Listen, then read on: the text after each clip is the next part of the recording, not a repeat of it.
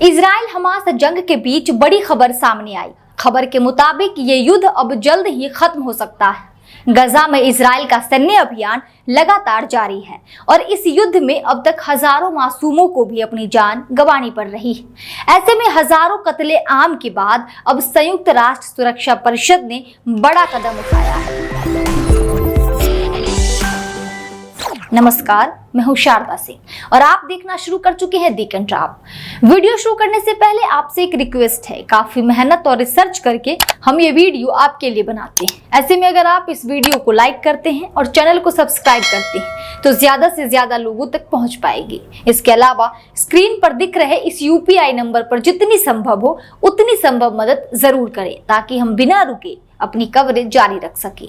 तो चलिए अब वापस रुख करते हैं अपनी खबरों की ओर। संयुक्त राष्ट्र सुरक्षा परिषद में गजा में युद्ध विराम के लिए अमेरिका की ओर से जो प्रस्ताव सामने आया था वो अब पारित हो गया है। सुरक्षा परिषद का यह प्रस्ताव तब आया है जब अमेरिकी विदेश मंत्री एंटनी ब्लिंकन अपने इजरायल दौरे पर हैं और ब्लिंकन ने नेतन्याहू से भी मुलाकात की। बेंजामिन नेतन्याहू से बातचीत के दौरान उन्होंने हॉस्टेज प्रपोजल और गजा में मानवीय सहायता जैसे मुद्दों को उठाया। इसी बीच UNSC से युद्ध विराम का प्रस्ताव पास होना ये संकेत दे रहा है कि इजराइल और हमास के बीच हो रही ये भयानक जंग थमने वाली है।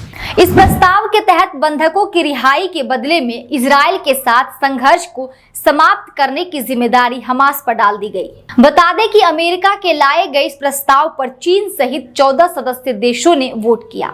हालांकि रूस ने इस मतदान में भाग नहीं लिया। बावजूद इसके ये प्रस्ताव पास हो गया। ऐसे में अगर इस प्रस्ताव को अमल में लाया जाता है तो शायद गजा में मासूमों की मौत का सिलसिला थम सकता है। बता दें कि ये जो प्रस्ताव आया है इसके तहत 3 फेज में गजा में शांति प्रस्ताव लागू किया जाएगा, जिसमें कतर और मिस्र भी अपनी अहम भूमिका निभाने वाले हैं। इस प्रस्ताव को लेकर अमेरिकी राजदूत लिंडा थॉमस ग्रीनफील्ड की भी प्रतिक्रिया सामने आई और उन्होंने कहा कि मतदान के बाद काउंसिल ने हमास को स्पष्ट संदेश दिया है कि उसे संघर्ष विराम समझौते को स्वीकार करना ही होगा। इसके अलावा उन्होंने ये भी कहा है कि इजराइल ने इस समझौते को स्वीकार कर लिया है, जिसका समर्थन दुनिया भर के देशों ने किया है। साथ ही ग्रीनफील्ड ने यह भी कहा है कि जंग आज ही रुक सकती है, बशर्ते हमास ऐसा करना चाहे तो।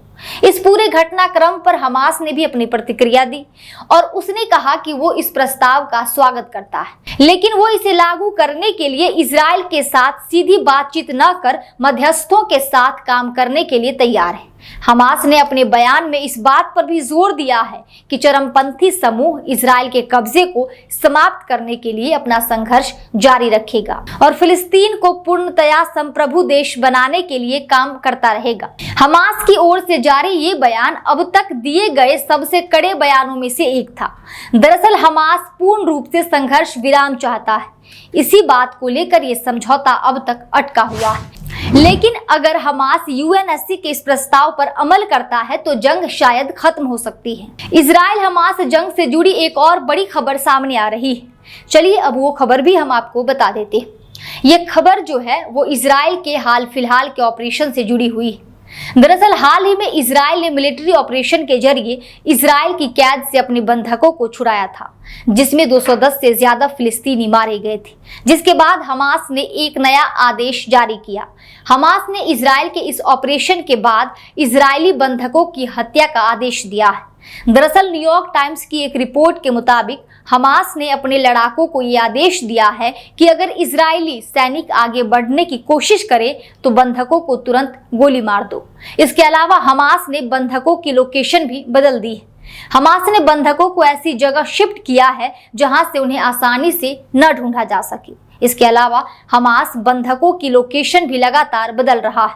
इजराइल के मिलिट्री ऑपरेशन के बाद हमास और भी ज्यादा सतर्क हो गया है और वो पहले से ज्यादा हमलावर हो गया है। अगर आपको ये वीडियो पसंद आ रहा हो तो वीडियो को लाइक करें और चैनल को सब्सक्राइब करना ना भूलें।